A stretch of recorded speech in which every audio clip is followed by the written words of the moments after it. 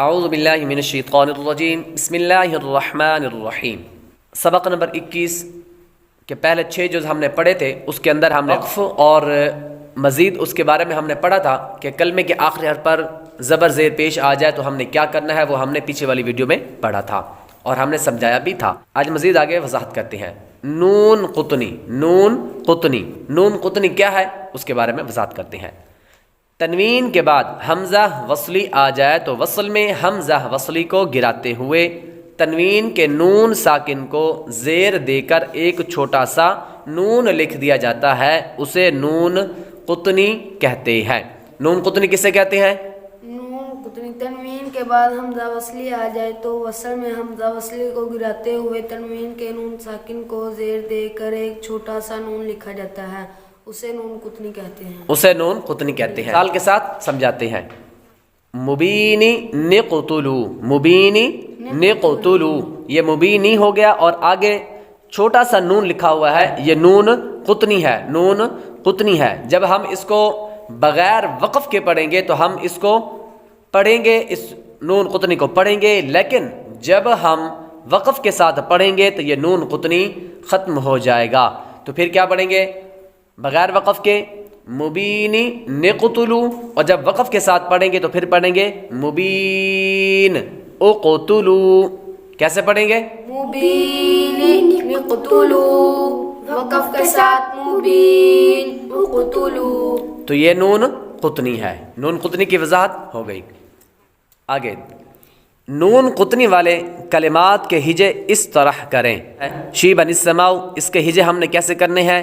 شین یا زیر شی، با دو زبر بن، شیبن، حمزہ سین زبر اس، سین زبر سا، اس،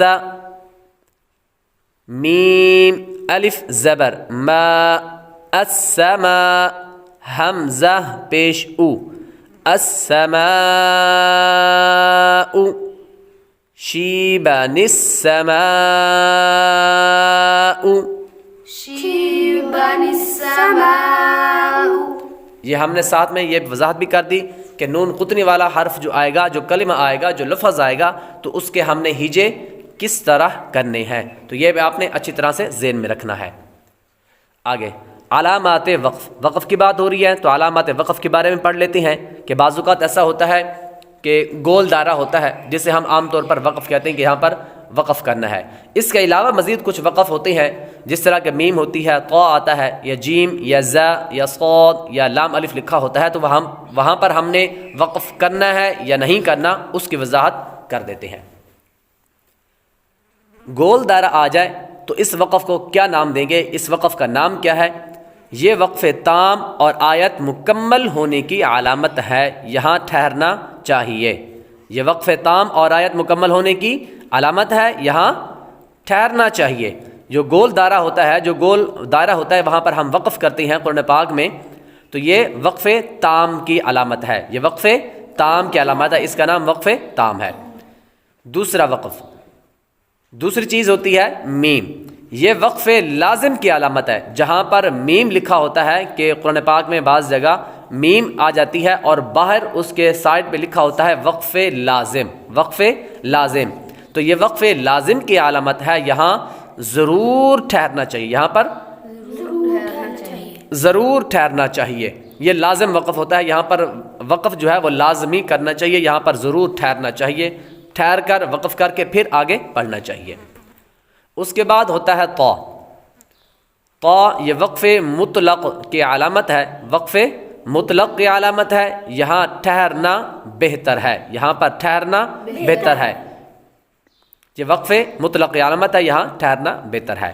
آگے جیم، یہ وقف جائز کی علامت ہے، یہ وقف جائز کی علامت ہے، یہاں ٹھہرنا بہتر اور نہ ٹھہرنا بھی جائز ہے۔ مطلب یہاں پر جیم لکھا ہوتا ہے قرآن پاک میں، لفظ کے اوپر یا درمیان کے اندر یہ جیم لکھا ہوتا ہے چھوٹا سا، تو یہ وقف جائز کی علامت ہے، یہاں پر ٹھہر جائیں تو بہتر ہے اور نہ ٹھہریں تو بھی ٹھیک ہے، لیکن ٹھہرنا زیادہ بہتر ہے۔ یہاں پر وقف کریں تو زیادہ بہتر ہے، نہیں کریں گے تو بھی ٹھیک ہے۔